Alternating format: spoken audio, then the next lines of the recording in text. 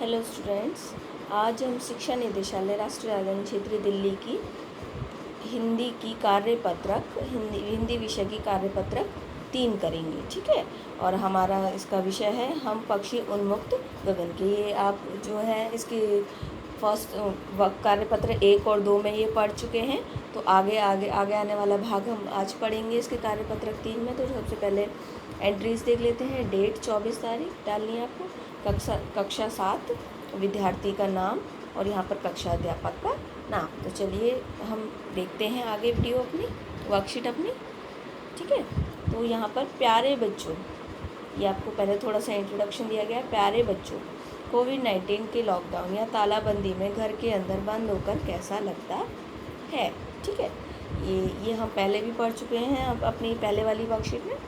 यह तो आप जान ही गए होंगे, हमने उसमें जाना था ना, हमने जो है फीलिंग्स विचार जो है हमने साझा किए थे। तो सोचिए पिंजरे में कैद पक्षी को कैसा लगता होगा।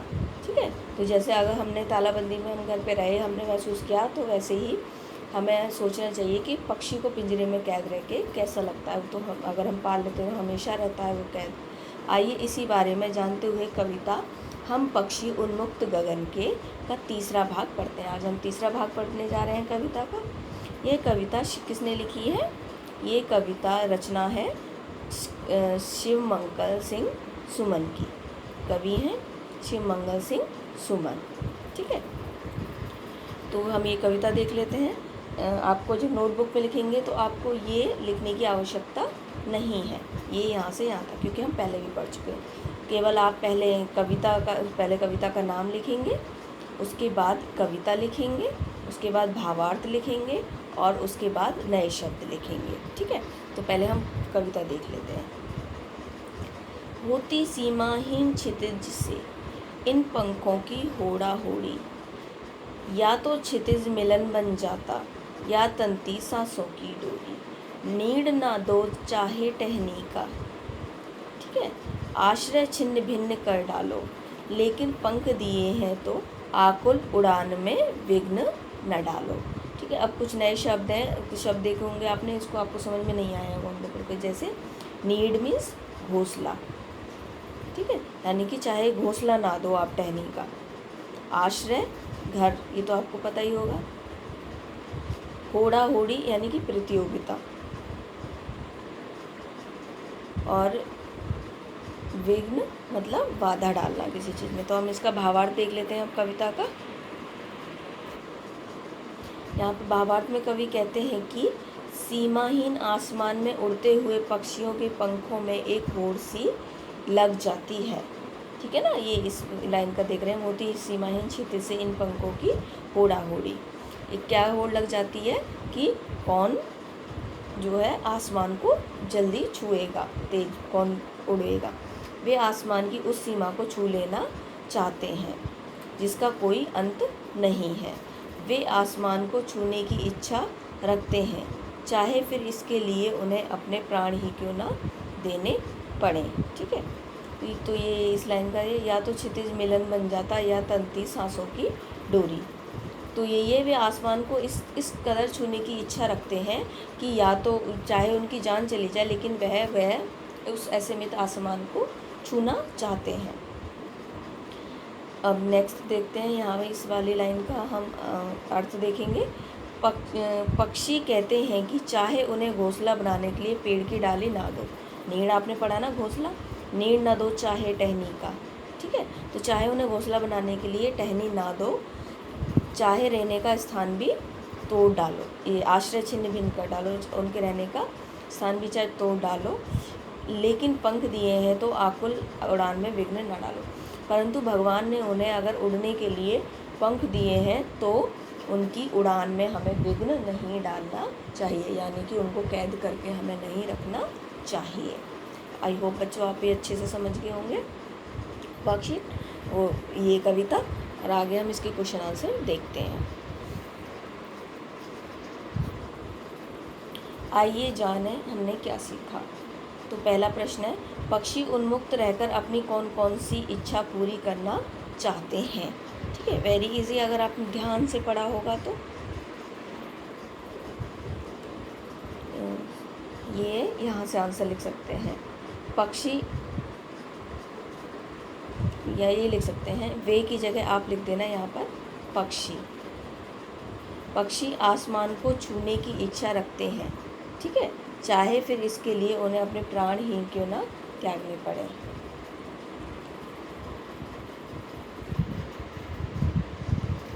या फिर आप ये भी लिख सकते हैं यहाँ से, जो है पक्षी, यहाँ लिख देते हैं पक्षी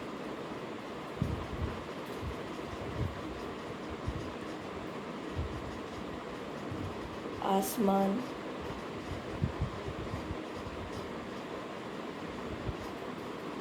की उस सीमा को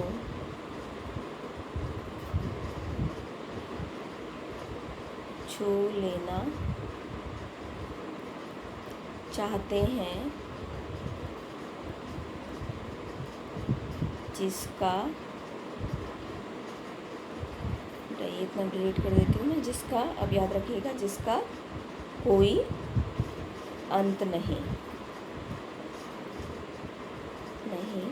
है, ठीक है।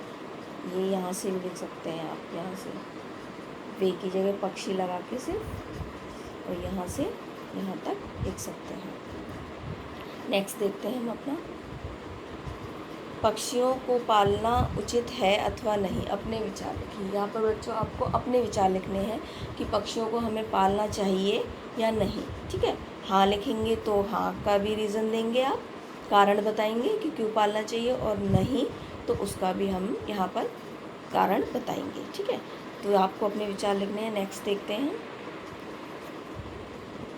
निम्नलिखित शब्दों से वाक्य बनाइए, वाक्य बनाना है, ठीक है। तो आपको शब्द दिए, इनके वाक्य बनाने हैं। से एक मैं उदाहरण के लिए बता देती हूँ, घोंसला। घोंसले से आप क्या शब्द बना सकते हैं कि पक्षी घोंसला बनाकर रहते हैं, ये आ गया ना ऐसे, ठीक है, घोंसला बना कर रहते हैं। तो इसी प्रकार से आपको इन तीन सारे शब्दों के जो है शब्दों से वाक्य बनाना है, ठीक है।